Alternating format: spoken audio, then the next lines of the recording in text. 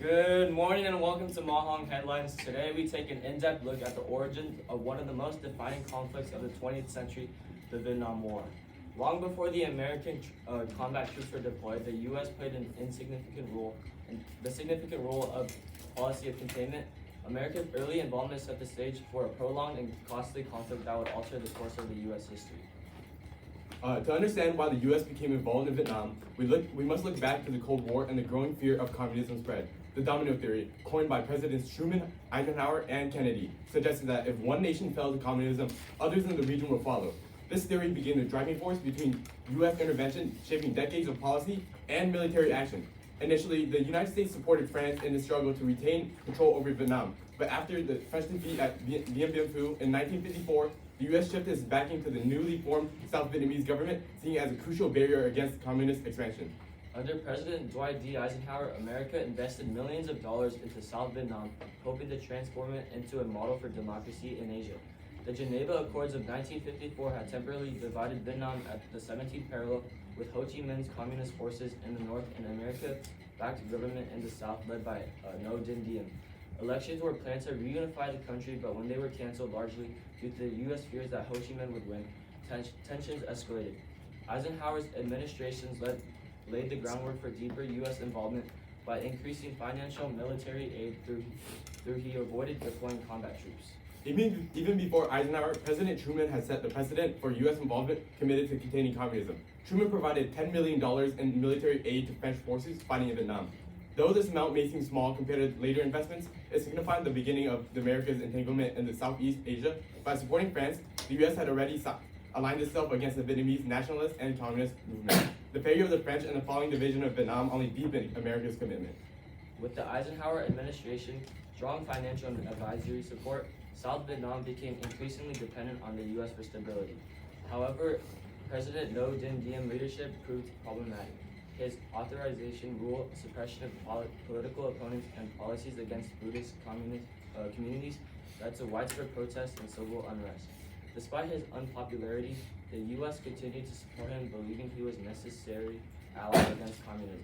However, his inability to unify South Vietnam and his oppressive policies led to increasing discontent among the South Vietnam population. By the time John F. Kennedy took office in 1961, U.S. involvement had already deepened. Kennedy further escalated American support, increasing the number of military advisors from a few hundred to over 16,000. His administration hoped that by strengthening the Army of Republic of Vietnam and increasing financial aid, South Vietnam could effectively resist communists led by the Viet Cong. However, these efforts were met with significant challenges. The Viet Cong, backed by North Vietnam, used guerrilla warfare tactics that made it difficult for conventional military forces to gain control. Despite growing U.S. support, South Vietnam's internal instability worsened. Diem's harsh policies alienated much of the population, and his administration struggled to contain the increasing insurgency. By 1963, protests against the Diem's rule had intensified, increasing the shocking act of protest when Buddhist monk set himself on fire in the street of Saigon. The act captured in photos that spread worldwide exposed to the deep division within South Vietnam and the desperation felt by those opposing Diem's rule. Behind the scenes, the U.S. officials debated their support for Diem, with many believing his removal was necessary for stabilizing South Vietnam. In November 1963, with tacit approval from the U.S., a military coup was carried out against Diem. He was overthrown and assassinated, marking a turning point in U.S. involvement. The South Vietnamese government was now in disarray, and any hope for stability seemed unlikely. Just 3 weeks later, President John F. Kennedy was assassinated in Dallas, Texas, where his death left the U.S. in a critical state. This begs the question if Lyndon B. Johnson would continue his stance in the Vietnam War, or increase involvement through troops.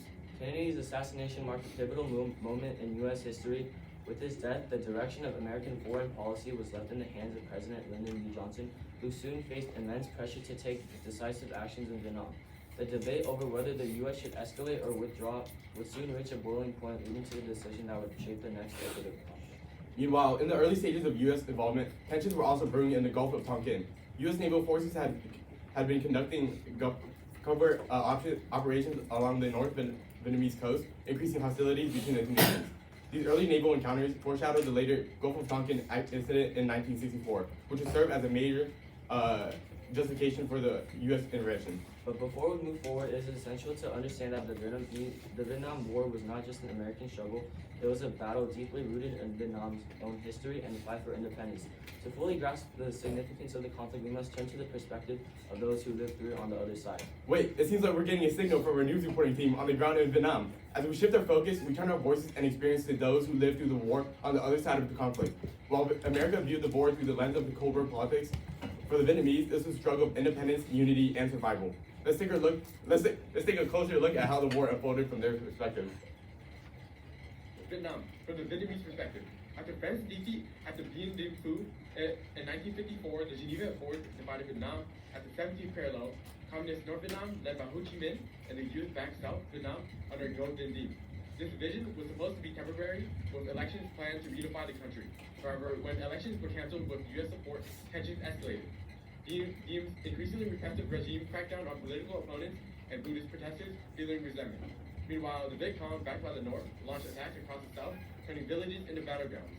By 1963, South Vietnam was in chaos. The U.S., which had sent over 16,000 military advisors, lost faith in Diem. In November 1963, he was overthrown and assassinated in a U.S.-backed coup. Just weeks later, President Kennedy was also assassinated, leaving America's role in Vietnam uncertain, but setting the stage for full-scale war.